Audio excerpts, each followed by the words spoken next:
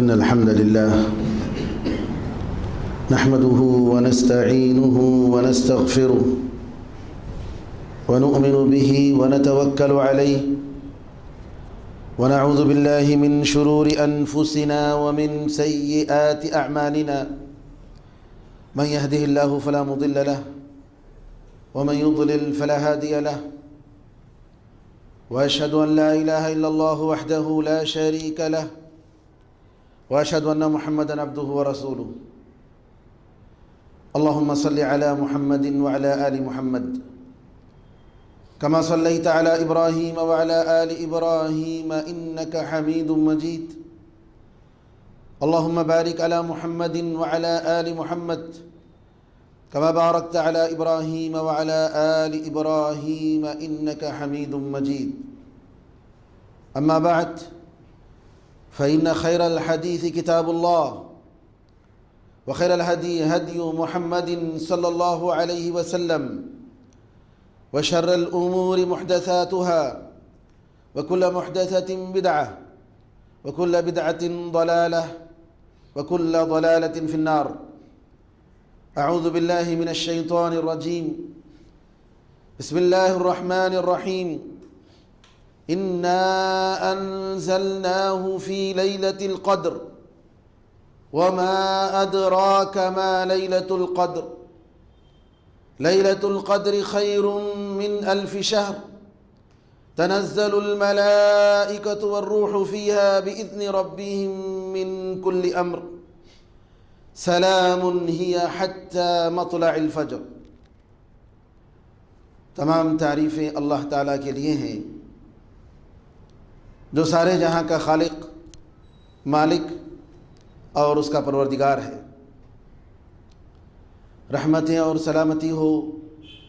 احمد مجتبی محمد مصطفیٰ محمد ابن عبداللہ پر جو سارے جہاں والوں کے لیے رحمت بنا کر بھیجے گئے۔ برادران اسلام، دختران ملت، دنیا کتنی تیزی سے گزر رہی ہے۔ ابھی چند دن ہوئے کہ ہم نے ماہ رمضان کا بڑے شوق سے استقبال کیا، بڑی محبت کے ساتھ، بڑے احترام کے ساتھ کہ ماہ مبارک آیا ہے، آنے والا ہے اور ہمیں زیادہ سے زیادہ اس مہینے میں عبادت کرنی ہے۔ لیکن دیکھتے ہی دیکھتے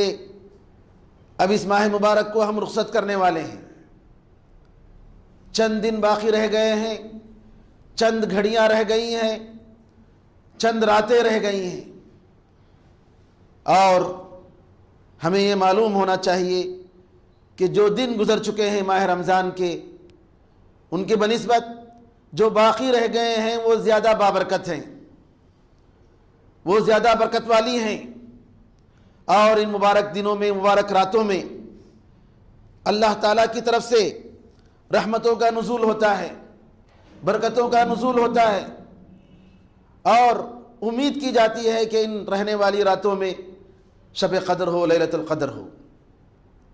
وہ شب قدر جس کے مقام اور منزلت کا ذکر اللہ تعالیٰ نے سورہ قدر مستقل ایک سورہ دے کر اللہ تعالیٰ نے بتایا کہ یہ قدر و منزلت کی رات ہے،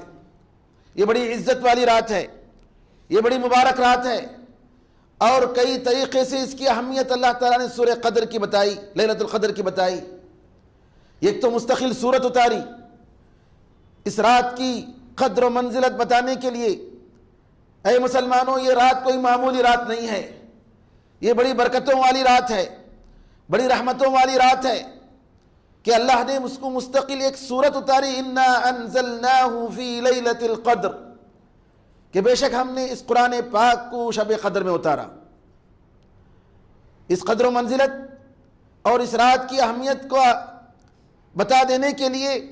اللہ نے کہا کہ سب سے پہلے ہم نے اس کو قرآن پاک کو ہم نے اس رات میں اتارا۔ لوح محفوظ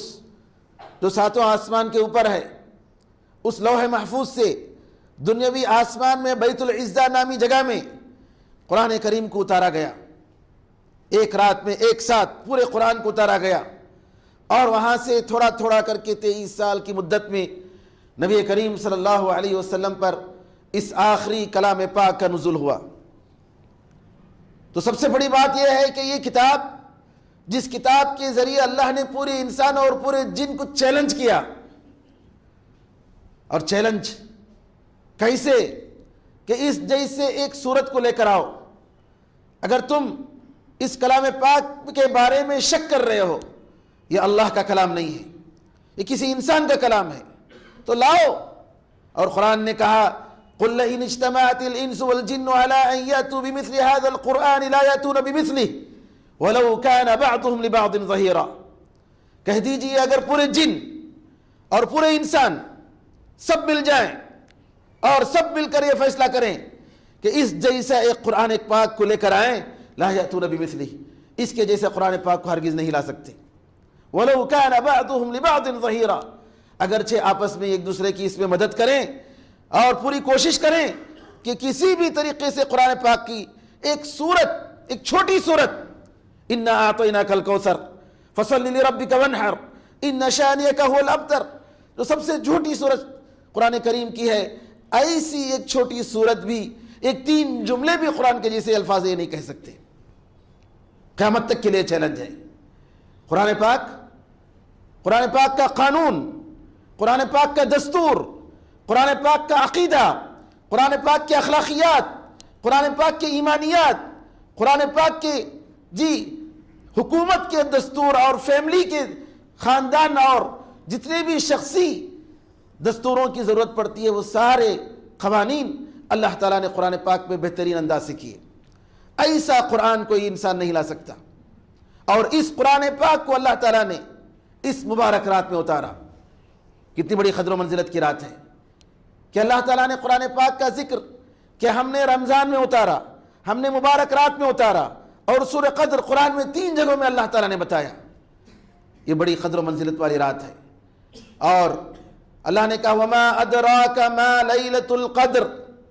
آپ کو کیا معلوم ہے کہ قدر و منزلت کی رات کیا ہے؟ سوال کر کے بتا رہا ہے، یہ کوئی معمولی رات نہیں ہے، یہ اللہ کا کلام ہے، اور اللہ پوچھ رہا ہے انسان تجھے معلوم ہے یہ کیسی رات ہے، کتنی قدر و منزلت کی رات ہے؟ لیلۃ القدر خیر من الف شہر۔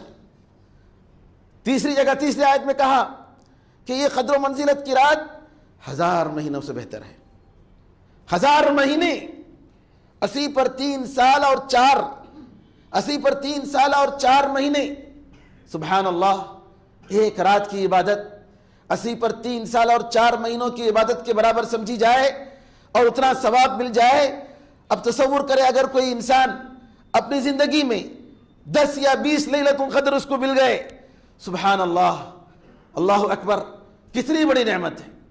کتنا بڑا فضل ہے۔ کیا اس کے بعد کوئی عذر ہے کسی انسان کو کہ اللہ نے اس کو توبہ کا موقع نہیں دیا؟ اللہ نے توبہ کا موقع نہیں دیا؟ کوئی موقع ہے، کوئی گنجائش ہے کسی عذر کو پیش کرنے کی کوئی طاقت ہے؟ ہرگز نہیں۔ اللہ تعالیٰ ان مبارک راتوں کے ذریعے، ان مبارک دنوں کے ذریعے، ان مبارک اوقات کے ذریعے بندے کو کاشف دیتا ہے، بندے کو تنبیہ کرتا ہے، اے میرے بندے تیری زندگی اب تک جو گزری ہے گناہوں میں، توبہ کر لے، میں تجھے رات دے رہا ہوں، یہ مبارک رات، یہ قدر و منزلت کی رات، تم اپنے گناہوں کو نیکیوں میں بدل سکتے ہو، تم اپنے خطاؤں کو اللہ تعالیٰ کے حسنات میں بدل سکتے ہو۔ یہ اللہ تعالیٰ تنبیہ کر رہا ہے، یہ اللہ تعالیٰ کاشف دے رہا ہے۔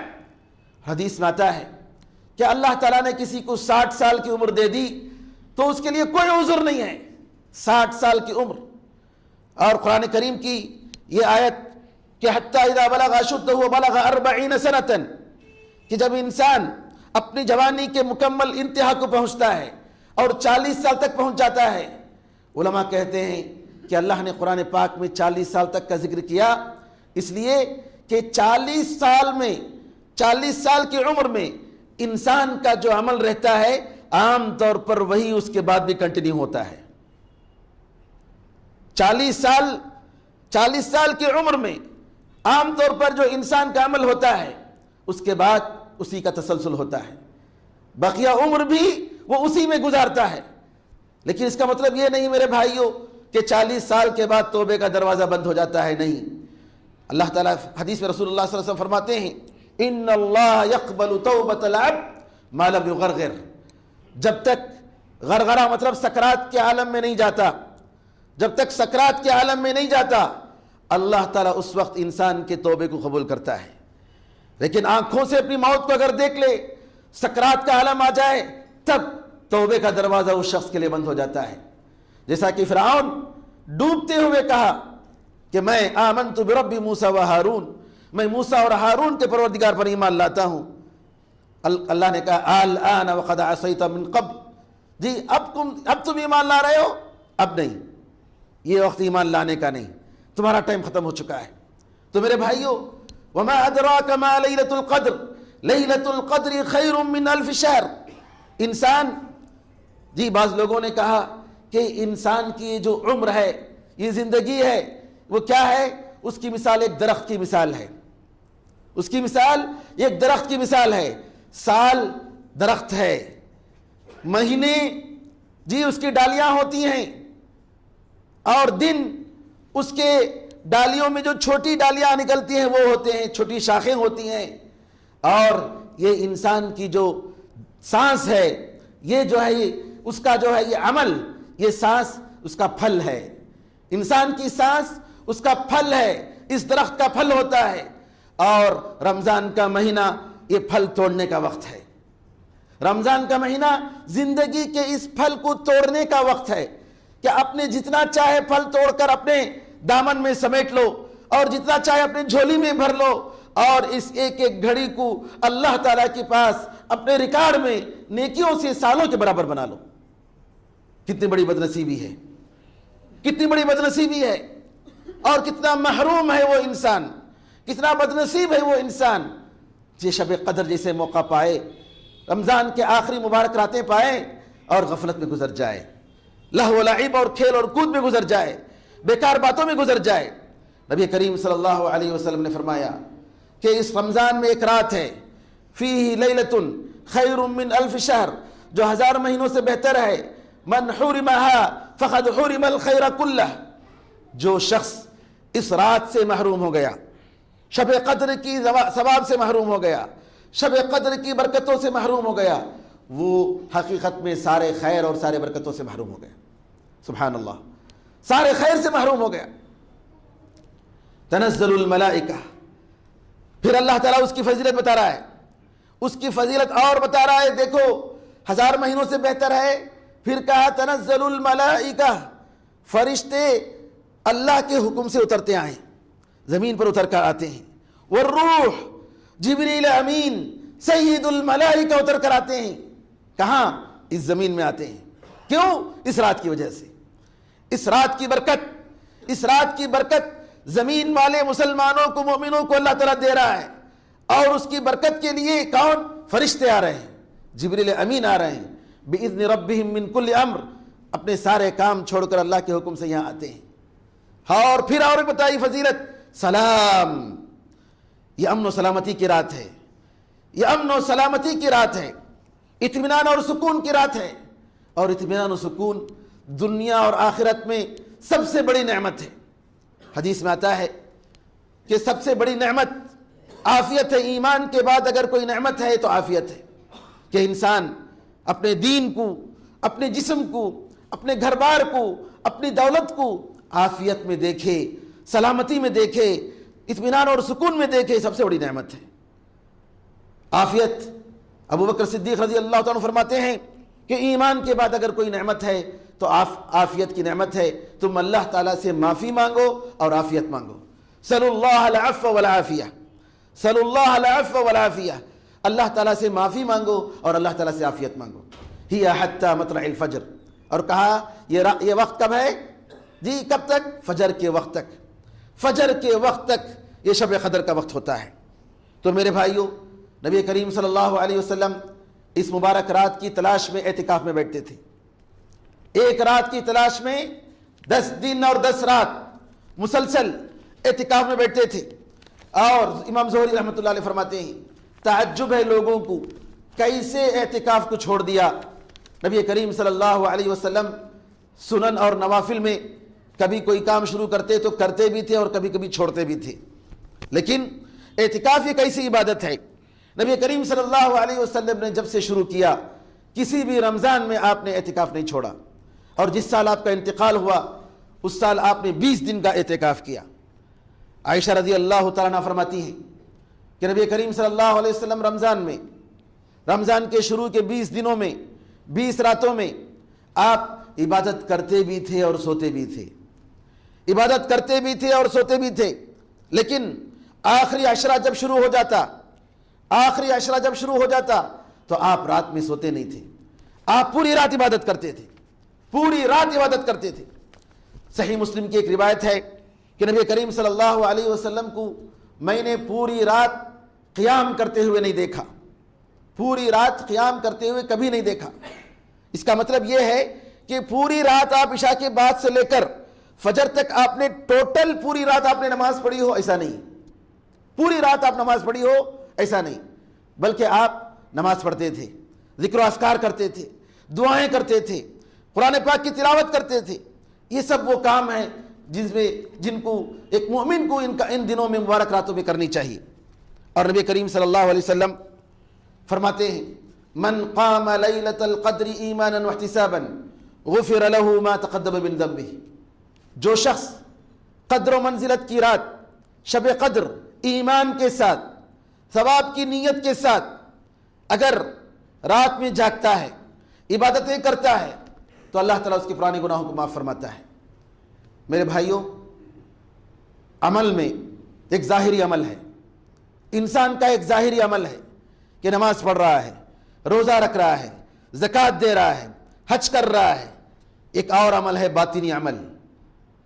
باطن، انسان کا باطن، کہ انسان کا دل، انسان کی ضمیر، انسان کے اندر کی بات، کہ جب تنہا ہو تو وہ کیسے رہتا ہے، اور ان ظاہر عمل کے ساتھ اس کا دل کتنا ساتھ دیتا ہے، خلوص اور للہیت کتنی ہوتی ہے۔ یہ باطن کا عمل ظاہر کے عمل سے بھی زیادہ اہم ہے، باطن کا عمل ظاہر کے عمل سے بھی زیادہ اہم ہے۔ اور انسان کے دل میں ایمان اور اخلاص اور للہیت، ثواب کی نیت، جنت کا شوق، گناہوں کو مٹانے کا شوق اور جذبہ، دوزخ سے بھاگنے کا جذبہ، یہ سب اگر عمل کے ساتھ نہ ہو تو وہ عمل کی کوئی حیثیت نہیں، وہ عمل کی کوئی حیثیت نہیں۔ ہم نماز پڑھ لیتے ہیں، تراویح پڑھ لیتے ہیں، قیام کر لیتے ہیں، قرآن پڑھ لیتے ہیں، لیکن اگر یہ جذبہ نہ ہو، اگر یہ نیت نہ ہو تو اس عمل کی کوئی حیثیت نہیں۔ اسی لیے نبی کریم صلی اللہ علیہ وسلم نے ایمان اور احتساب، کہ ایمان کے ساتھ نماز پڑھا، ایمان کے ساتھ شب قدر کو جاگا، ایمان کے ساتھ عبادت کی، اور ثواب کی نیت کے ساتھ، اے اللہ میرے گناہوں کو دھو دے، اے اللہ میری خطاؤں کو دھو دے، اے اللہ میرے پاس بہت گناہیں ہیں، اے اللہ کتنے رمضان گزر گئے لیکن اے اللہ صحیح معنی میں توبہ کرنے کا موقع نہیں ملا، اس رمضان نے کتنے رمضان گزرے ہیں میری زندگی حقیقت میں نہیں بدلی، اے اللہ میرے اس رمضان کو مجھے شب قدر عطا فرما، میرے اس رمضان کو میری بقیہ رمضانوں کے لیے اے اللہ ایک سب سے پہلا اسٹیپ بنا دے، ایک ایسی بیج بنا دے جس کی وجہ سے پورا رمضان میں آئندہ اور پوری زندگی میری عبادتوں میں گزرے۔ اے اللہ غفلتوں میں گزری، نمازیں میری چھوٹ گئیں، عبادتیں میری صحیح طریقے سے ادا نہیں ہوئی، اے اللہ اس رمضان میں وہ تزکیہ نفس مجھے عطا فرما، وہ تقوی مجھے عطا فرما، وہ خشیت مجھے عطا فرما، وہ للہیت مجھے عطا فرما، کہ جس کی وجہ سے تیری عبادتیں میرے لیے آسان ہو جائیں، جس کی وجہ سے تیرے اوپر یقین کرنا میرے لیے آسان ہو جائے، تیری نمازوں پر، تیری عبادتوں پر، تیری جنت اور تیرے دوزخ پر یقین کرنا میرے لیے آسان ہو جائے۔ اس طریقے سے دل کا جو عمل ہوتا ہے یہ بہت ہی اہم ہوتا ہے، اور اگر یہ عمل نہ ہو تو میرے بھائیوں یہ ظاہری عمل کا کوئی فائدہ نہیں ہوتا۔ لہٰذا ہمیشہ ہمارے دل پر نظر رکھنی چاہیے، نیت کی تجدید ہونی چاہیے رمضان کے روزوں کے ساتھ، کہ میں اللہ کے لیے روزہ رکھ رہا ہوں، میں اللہ کے لیے قرآن پڑھ رہا ہوں، میں اللہ تعالیٰ کے لیے نمازیں پڑھ رہا ہوں، یہ نیت کی تجدید ہمیشہ ہونی چاہیے۔ اور امام ثوری رحمۃ اللہ علیہ کہتے ہیں کہ میں نے نیت سے بڑھ کر مشکل چیز کوئی نہیں پائی، نیت کی تصحیح، کہ نیت کو ہم اللہ کے لیے خالص کریں، اس عمل کو ہم اللہ کے لیے خالص کریں، اس سے بڑھ کر مشکل میں نے کوئی چیز نہیں پائی۔ جب بھی میں کوشش کرتا کہ میں اس عمل کو اللہ کے لیے بناؤں، وہ نیت پر لٹ جاتی، دنیا کسی طریقے سے شیطان کسی طریقے سے داخل ہو جاتا، دنیا کی کوئی خواہش آ جاتی کہ لوگ میری تعریف کریں، لوگ میرے بارے میں اچھی بات کریں، میری عبادت کو دیکھ کر، میری قرات کو دیکھ کر، میری تقریروں کو سن کر لوگ میری تعریف کریں، کسی طریقے سے کوئی نہ کوئی نیت کی بات ایسی آ جاتی، نعوذ باللہ۔ یہ ہے انسان کے اعمال کو برباد کرنے والی چیزیں، انسان کے اعمال کو برباد کرنے والی چیزیں۔ تو میرے بھائیوں، اسلامی بہنوں، نیتوں کو اللہ کے لیے خالص کرنا چاہیے، دل کے عمل پر ہمیشہ نظر رکھنی چاہیے، کہیں ایسا نہ ہو کہ ہمارے دل کو خراب کرنے کے لیے شیطان ہمارے پیچھے پڑا ہے اور وہ کسی طریقے سے کامیاب ہو جائے۔ سلف صالحین، نبی کریم صلی اللہ علیہ وسلم، صحابہ، تابعین کس طریقے سے نمازیں پڑھتے تھے اور مبارک راتوں میں کیسی عبادتیں کرتے تھے۔ سبحان اللہ، ہمارا ایمان اگر ہے تو اتنا ہی ہے کہ ہم قرآن کچھ دیر کے لیے پڑھ لیتے ہیں اور کچھ دیر کے لیے درس سن لیتے ہیں اور کچھ دیر کے لیے اللہ تعالیٰ کے لیے ہم نماز پڑھ لیتے ہیں۔ سلف صالحین، امام مالک رحمۃ اللہ علیہ جی، اور بڑے بڑے صحابہ کے بارے میں آتا ہے کہ رمضان کا مہینہ آتا تو سوائے نماز کے، سوائے قرآن میں غور و فکر کرنے کے، سوائے تلاوت کلام پاک کے کوئی دوسرا عمل ہی نہیں رہتا۔ امام زہری رحمۃ اللہ علیہ، امام مالک رحمۃ اللہ علیہ، جو مسجد نبوی میں جو حدیث کا درس دیتے تھے، اپنی کتاب موطا مالک کا درس دیتے تھے، آتا ہے کہ رمضان کا مہینہ آتا سب چھوڑ چھاڑ کر عبادت میں لگ جاتے۔ یہ عمل کا مہینہ ہے،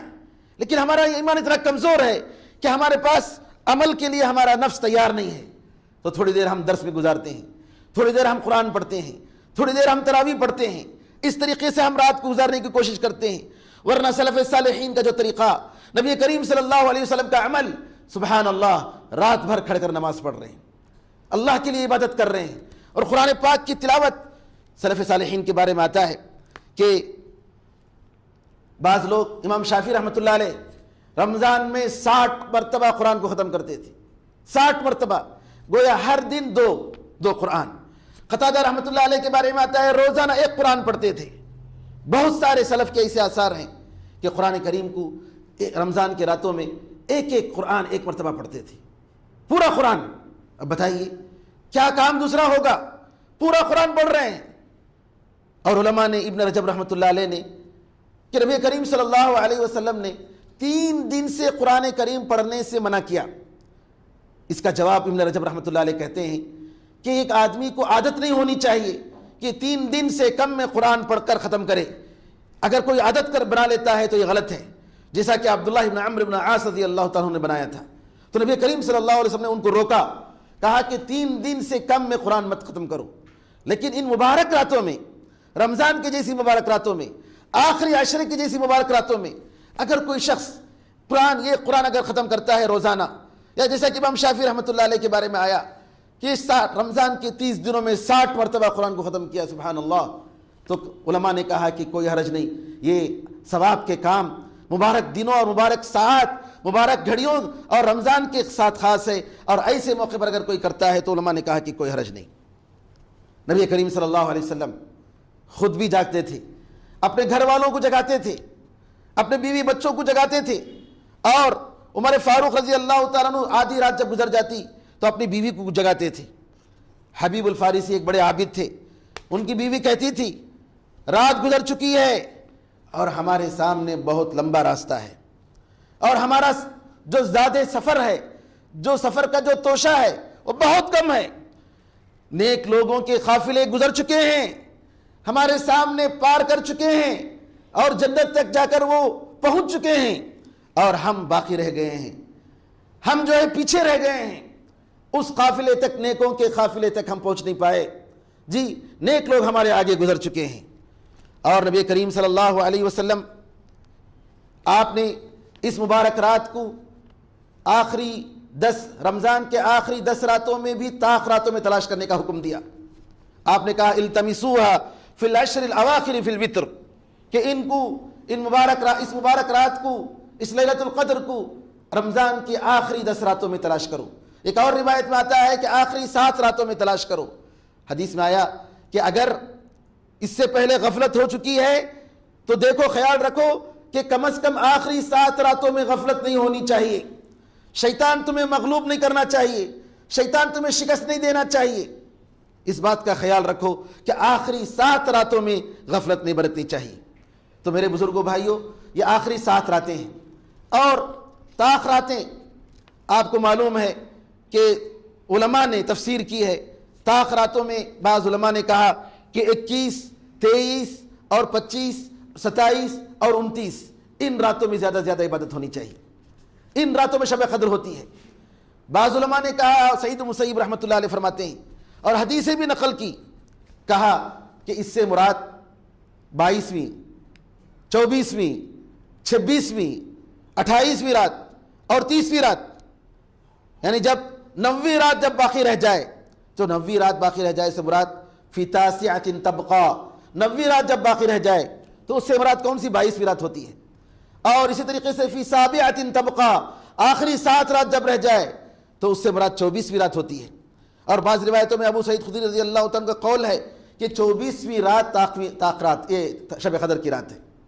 شب قدر کون سی رات ہے؟ اس میں ابن حجر رحمۃ اللہ علیہ نے فتح الباری میں 40 پر 6 اقوال، 46 اقوال نقل کیے علماء کے، 40 پر 6 اقوال کے شب قدر کب ہے، مختلف اقوال ہیں علماء کے۔ تو لہٰذا ہمیں چاہیے ان مبارک راتوں میں پوری راتوں میں عبادت کرے، اور خاص طور پر جب اختلاف ہو گیا، پوری دنیا ایک دن ہمارے سے آگے ہے اور ہم انڈیا کے، پاکستان اور بنگلہ دیش کے ممالک کے لوگ ایک دن پیچھے ہیں، جب اختلاف ہو گیا ہے کہ 21ویں رات یا 23ویں رات کل تھی ہمارے پاس اور سعودی عرب میں اور دوسرے لوگوں کے پاس پرسوں تھی، ایسے اختلاف کی صورت میں جو لوگ چاہتے ہیں کہ شب قدر ان کو ملے، فرض ہے ان کا کہ پوری راتوں میں عبادت کریں، پوری راتوں میں عبادت کریں اور اللہ تعالیٰ سے امید کریں اور اللہ تعالیٰ سے دعا کریں کہ کسی طریقے سے شب قدر عطا ہو جائے۔ ان مبارک راتوں میں ہمیں کیا کرنا چاہیے؟ سب سے پہلے نماز۔ نبی کریم صلی اللہ علیہ وسلم نے فرمایا من قام لیلۃ القدر، قیام سے مراد یہاں سب سے زیادہ نماز ہے، اور نماز کے علاوہ دوسری چیزیں، دوسری باتیں بھی شامل ہیں کہ رات میں اس نے محنت کی، رات میں اس نے نماز پڑھی۔ اور آپ کو معلوم ہے کہ نبی کریم صلی اللہ علیہ وسلم نے 27ویں رات، 3 راتوں میں جو آپ نے عبادت کی، تہجد کے ساتھ نماز پڑھی، جماعت کے ساتھ آپ نے تراویح کی نماز پڑھی، 23ویں، 25ویں، 27ویں، آپ نے جو 27ویں نماز پڑھی، عشاء کی نماز کے بعد جو تراویح شروع کی، تقریباً سحری کے وقت تک آپ نے اپنی نماز کو مکمل کیا، وہی 11 رکعت۔ آپ کی یہ نماز سب سے بہترین نماز، اس سے بہتر نماز کوئی ہو نہیں سکتی کہ ایک آدمی نبی کریم صلی اللہ علیہ وسلم کی سنت کے مطابق نماز پڑھے۔ لیکن ہمارے پاس وہ ایمان کہاں، ہمارے پاس وہ طاقت کہاں، جسمانی طاقت نہیں، وہ روحانی طاقت کہاں کہ ہم نبی کریم صلی اللہ علیہ وسلم کی جیسی اتنی لمبی نماز پڑھیں۔ صحابہ رضی اللہ اجمعین، تابعین، تابعین کے بارے میں آتا ہے کہ ایک ایک رکعت میں 100 200 آیتیں پڑھتے تھے، ایک ایک رکعت میں، ایک ایک رکعت میں 100 200 آیتیں پڑھتے تھے۔ سبحان اللہ، کتنی لمبی نماز ہوتی ہوگی ان کی۔ تو بہرحال، لیکن اگر کوئی شخص اتنی لمبی نماز نہیں پڑھ سکتا ہے، وہ زیادہ رکعت پڑھ سکتا ہے، پڑھنا چاہتا ہے، تو 11 رکعت سے زیادہ پڑھنا منع نہیں ہے، اجماع ہے اس بات پر۔ علامہ ابن حزم رحمۃ اللہ علیہ اور ابن عبد البر رحمۃ اللہ علیہ اور ابن تیمیہ رحمۃ اللہ علیہ، بہت سارے علماء کرام نے نقل کیا ہے اس بات پر کہ اجماع ہے اس بات پر امت کا کہ رات کی نماز کے لیے منیمم یا میکسیمم کوئی نمبر نہیں ہے، لمیٹڈ نمبر نہیں ہے، کوئی چاہے پڑھ سکتا ہے۔ اور جو حضرات کہتے ہیں کہ 11 رکعت سے زیادہ پڑھنا بدعت ہے، یہ بات بالکل غلط ہے، اور میں نہیں سمجھتا ہوں کہ 200-300 سالہ زندگی میں، جی آخری 200-300 سال پہلے کسی نے ایسی بات کہی ہو، 1000 سال اسلام کی تاریخ میں کسی نے اتنی بڑی جرأت کی ہو کہ 11 رکعت سے زیادہ پڑھنا بدعت ہے، جو ہے یہ بات کسی نے نہیں کہا ہے علماء میں سے۔ 1000 سال کی آپ تاریخ اٹھا کر دیکھ لیں گے، علماء کے اقوال اگر دیکھ لیں گے، میری نظر سے کوئی ایسا قول کسی عالم کا نہیں گزرا ہے۔ متاخرین نے، بعض لوگوں نے، بعض علماء نے کہا ہے، لیکن متقدمین میں اس کی کوئی مثال نہیں ملتی کہ 11 رکعت سے زیادہ پڑھنا بدعت ہے، نعوذ باللہ۔ دوسری بات، ان مبارک راتوں میں زیادہ سے زیادہ دعا کرنی چاہیے، دعا ہی عبادت ہے، حدیث میں آتا ہے الدعاء هو العبادہ، الدعاء هو العبادہ۔ عمر فاروق رضی اللہ تعالیٰ کہتے ہیں مجھے اس کی فکر نہیں ہے کہ میری دعا قبول ہوتی یا نہیں، مجھے اس کی فکر ہوتی ہے کہ اللہ مجھے دعا کرنے کی توفیق دے، اللہ مجھے دعا کرنے کی توفیق دے، کیونکہ اگر مومن بندہ دعا کرے گا تو ضرور اللہ تعالیٰ اس کی دعا قبول کرے گا، یا کسی اور وقت کے لیے اٹھا کر رکھے گا، یا اللہ تعالیٰ اس کے بدلے میں کوئی دوسری چیز دے گا، یا اس کے بدلے میں کوئی مصیبت کو ٹالے گا۔ دعا انسان کی بیکار نہیں جاتی ہے۔ اور خاص طور پر اللہم انکا عفو تحب العفو فاعف عنی۔ عائشہ رضی اللہ تعالیٰ عنہ نے نبی کریم صلی اللہ علیہ وسلم سے پوچھا اگر مجھے معلوم ہو جائے کہ آج شب قدر ہے، مجھے اندازہ لگے کہ آج شب قدر ہے، تو میں کیا دعا پڑھوں؟ نبی کریم صلی اللہ علیہ وسلم نے یہ دعا سکھائی کہ تم یہ دعا کرو، اے اللہ تو بے شک بہت زیادہ معاف کرنے والا ہے، معاف کرنے کو پسند کرتا ہے، اے اللہ تو مجھے معاف کر دے۔ یہ دعا کثرت سے پڑھنی چاہیے اور ان مبارک راتوں میں صدقات و خیرات کرنا چاہیے۔ اعتکاف ایک بہت بڑی عبادت ہے۔ اعتکاف کا مطلب گوشہ نشین ہو جانا، جی اللہ تعالیٰ کی نعمتوں کو، اپنے اوپر جو نعمتیں اللہ کی ہیں اس کو یاد کرنا، اور ہمارے جو گناہ ہیں نعوذ باللہ، ہماری جو معصیتیں اور ہماری جو نافرمانیاں ہیں ان کو یاد کرنا، اس پر رونا، اللہ تعالیٰ سے گڑ گڑا کر طلب کرنا، دنیا اور آخرت کی خیرات، جنت طلب کرنا، یہ ساری چیزیں ہیں اعتکاف کا مطلب۔ اور اعتکاف کا مطلب یہ نہیں کہ آدمی دنیاوی کام میں مصروف رہے، ٹیلی فون کر رہا ہے، بزنس کر رہا ہے، ان سارے کاموں سے بچنا چاہیے۔ قرآن پاک کی زیادہ سے زیادہ تلاوت ہونی چاہیے، استغفار زیادہ سے زیادہ پڑھنی چاہیے، استغفر اللہ، صبح و شام کی دعائیں، اور اسی طریقے سے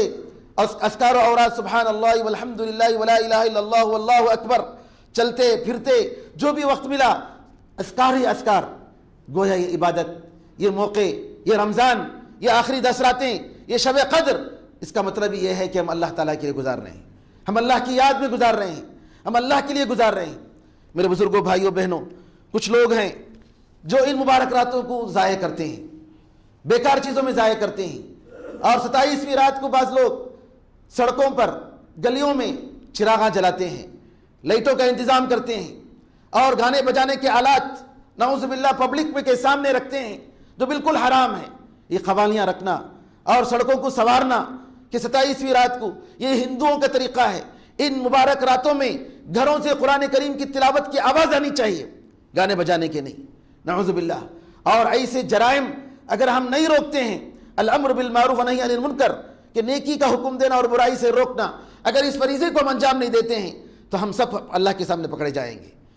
اور ایسے چیزوں میں اسراف کرنے کے بجائے ہونا یہ چاہیے کہ غریبوں میں یہ پیسے تقسیم ہو، جی غریبوں کے پیٹ کو بھرا جائے، اور وہ لڑکیاں جو بغیر شادی کے بیٹھی ہیں، جی ان کے لیے یہ پیسے خرچ کیا جائے۔ ایسے چیزوں کے لیے پیسہ جو دیتے ہیں وہ حرام میں جاتا ہے، وہ حرام میں جاتا ہے، اور قیامت کے دن اللہ تعالیٰ اس کے بارے میں سوال کرے گا۔ اور جو عورتیں آتی ہیں نماز کے لیے، فریضہ ہے کہ کوئی عورت جب گھر سے نکلے تو عطر لگا کر گھر سے نہ نکلے۔ حدیث میں آتا ہے کہ جو عورت عطر لگا کر اپنے گھر سے نکلتی ہے وہ ایک زانیہ عورت ہے، نعوذ باللہ، زنا کرنے والی عورت ہے۔ اور جو عورتیں نماز کو آتی ہیں پردے کا خیال رکھنا چاہیے، ان کے سر کے پورے بال چھپنے چاہیے۔ کچھ عورتوں کو ہم نے دیکھا کہ اپنے بال کو کھلے رکھ کر مسجد کو آ رہی ہے، یہ بہت ہی بڑی بات ہے۔ مسلمان عورت اپنے بال کو، اپنی زینت کی چیز کو ہرگز جو ہے لوگوں کے سامنے بتا نہیں سکتی۔ میرے بھائیوں، میرے اسلامی بہنوں، اسلام کے احکام سیکھو، اور اسلام کے احکام تمہیں زینت بخشتی ہیں۔ اسلام کے احکام عورت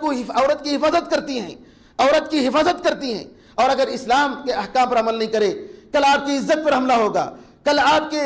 دین پر حملہ ہوگا، نعوذ باللہ۔ ہمارا فرض بنتا ہے کہ نبی کریم صلی اللہ علیہ وسلم کی تعلیمات کو سامنے رکھ کر اس کے مطابق ہم زندگی گزاریں۔ اللہ تعالیٰ سے دعا ہے کہ اللہ تعالیٰ ہمیں اور آپ کو شب قدر عطا فرمائے، رمضان مبارک کی ان عبادتوں کو قبول فرمائے، اور جو ہم سے تقصیر ہوئی ہے اس تقصیر کو اللہ تعالیٰ اپنے فضل و کرم سے معاف فرمائے، اور زیادہ سے زیادہ عبادت کرنے کی، دعا کرنے کی، اور ہم سب کو اپنے نیک بختوں میں شمار کرنے کی، جنتیوں میں شمار کرنے کی اللہ تعالیٰ ہمیں اور آپ کو توفیق عطا فرمائے۔ آمین ارحم الراحمین، والحمد للہ رب العالمین، وصلی اللہ وسلم علی نبینا محمد وعلی آلہ وصحبہ اجمعین۔